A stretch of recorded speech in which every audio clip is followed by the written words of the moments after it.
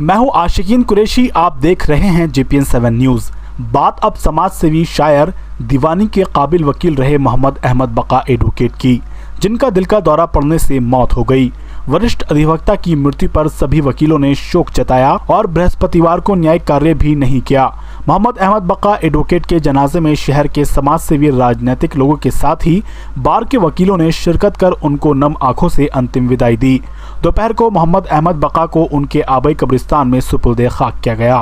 मोहम्मद अहमद बका दीवानी फौजदारी के अच्छे वकीलों में जहां अपनी पहचान रखते थे, वहीं उर्दू, फारसी, अरबी के बेहतर कलमकार के साथ ही अच्छे शायर और पत्रकार भी रहे। मोहम्मद अहमद बका ने 1972 में मुस्लिम लीग पार्टी से विधानसभा का चुनाव लड़ा था, लेकिन उस समय कांग्रेस से हाजी मोहम्मद हयात जीते थे। मोहम्मद अहमद बका की मौत से कचहरी सहित शहर में लोग गमज़दा दिखाई दिए। सभी ने बका साहब को कौम का हमदर्द, नेक और अच्छा इंसान बताया।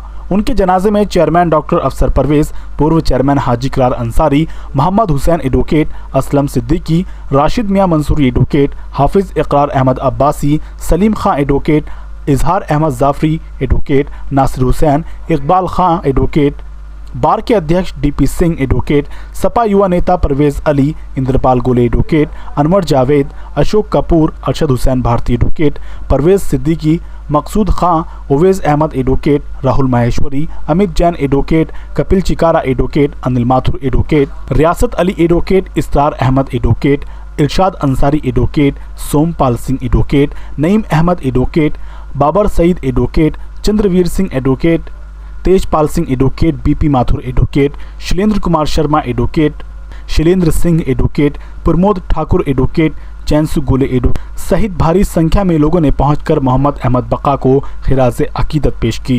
हमारे लिए बहुत ही दुख की बात है कि हमारे बीच से ऐसे आदमी की आज जुदाई हुई है कि जिसको बहुत वक्त तक ज़माना याद करता रहेगा। मोहम्मद अहमद बका एडवोकेट साहब एक अमरोहा के मशहूर लायर वकील रहे। वो एक शायर भी रहे, अच्छे राइटर भी रहे। उन्होंने अमरोहा की सरजमी पे जो अपना एक मुकाम बनाया था, वो एक काबिल तारीफ़ मुकाम है। वो बहुत अच्छे वकील अमरोहा में साबित हुए और सिविल की इस दुनिया में, दीवानी की इस दुनिया में अमरोहा को बहुत दिनों तक उनकी कमी का एहसास होता रहेगा। वो दीवानी के एक बहुत अच्छे वकील थे। आज वो हमारे बीच नहीं रहे, हमसे आज बहुत दूर चले गए हैं। मैं अपनी तरफ से, अपने परिवार की तरफ से उनको खराज अकीदत पेश करता हूँ और अल्लाह से ये दुआ करता हूँ कि उनके वारिसान को अल्लाह ताला सब्र अता फरमाए, अल्लाह ताला उनको जन्नतुल फिरदौस में जगह अता फरमाए, आला मुकाम दे। ऐसी हम उनके लिए दुआ करते हैं। वकील साहब ऐसे वकील थे अमरोहा में कि जिनकी तारीफ़ में कुछ जितना भी कहा जाए वो कम है। कभी भी उन्होंने पैसे को तरजीह नहीं दी। वो एक ज़बरदस्त, होशियार, इंटेलिजेंट वकील थे। उन्होंने अपनी काबिलियत पर, अपनी ईमानदारी पर हमेशा यकीन रखा और जिसने वकालत में जो कुछ उनको दिया उन्होंने बड़ी खुशी के साथ उससे रख लिया। कभी किसी से बहस व मुबाहिसा नहीं किया और बहुत ही मतलब अच्छे अखलाक के। सन 1972 में वकील साहब अमरोहा से विधानसभा का मुस्लिम लीग से एक इलेक्शन लड़ चुके। इत्तेफाक से वो जीत नहीं पाए, ये अलग अलग बात थी, लेकिन उनकी शख्सियत ऐसी शख्सियत थी अमरोहा के अंदर कि उनको कोई भी ऐसा शख्स नहीं था जो नहीं जानता था। अपनी तरफ से, अपने ख़ानदान के, अपने यार दोस्तों की तरफ से उनके लिए दुआ करता हूँ कि अल्लाह ताला उनको जन्नतुल फिरदौस में आला मुकाम अता फरमाए। आज जो हमारे बीच खला पैदा हुई है, जनाब मोहम्मद अहमद बका एडवोकेट साहब का इंतकाल हुआ है, उस खला को हम पूरा नहीं कर सकते क्योंकि वो एक दीवानी के बहुत ही अच्छे, बहुत ही होशियार थे। वकालत के साथ साथ आप सियासत में भी एक अपना आला मुकाम रखते थे। आपने जो है 1972 में मुस्लिम लीग के टिकट पर यहाँ पर एमएलए का इलेक्शन लड़ा और उसमें भी सेठ बन्नात वाला और काफ़ी ऊंचे लोग, डॉक्टर शमीम वगैरह का उनका साथ रहा। आप सियासत में भी एक मकाम बनाए हुए थे, लोग उनसे मशवरे किया करते थे।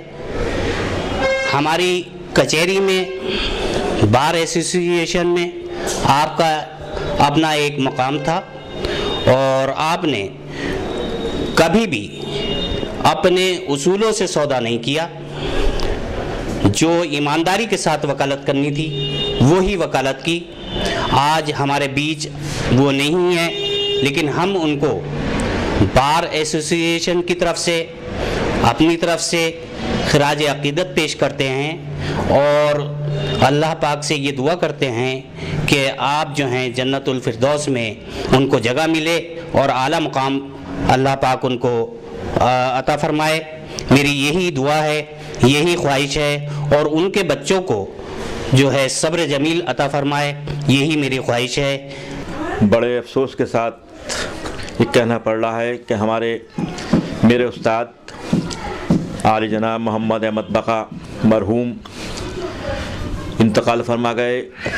अचानक उनके इंतकाल पर पूरे शहर में अफसोस और तमाम लोगों को बड़ा अफसोस रहा। मोहम्मद अहमद साहब के साथ मैंने सन 73 से काम शुरू किया था। मैं एज ए क्लर्क उनके साथ काम करता था।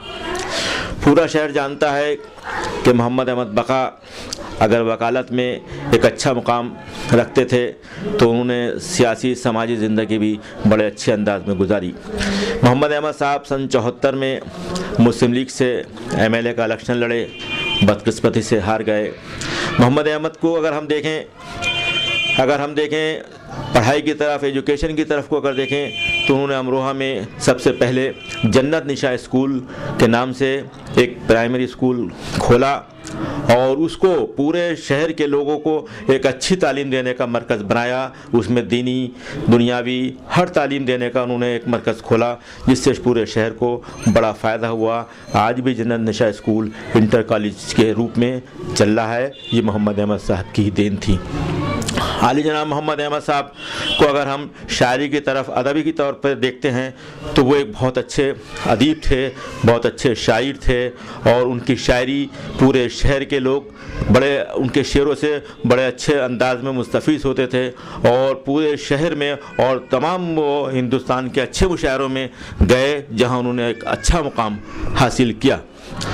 आली जनाब मोहम्मद अहमद साहब वकालत में भी एक बहुत अच्छे वकील की हैसियत से उन्होंने दीवानी और फौजदारी का काम किया और उनकी एक खसूसी आदत ये रही, क्योंकि मैंने बहुत टाइम उनके साथ गुजारा, बहुत वक्त मेरे साथ उनका गुजरा है। उन्होंने कभी भी किसी गरीब आदमी से, किसी भी मजबूर आदमी से कभी पैसा लेने की ख्वाहिश जाहिर नहीं की और जैसे भी मतलब कि उसका काम होता था ये कहते थे कि नहीं यार पैसे मत लो, ऐसे कर दो, हमारे पास से क्या जा रहा।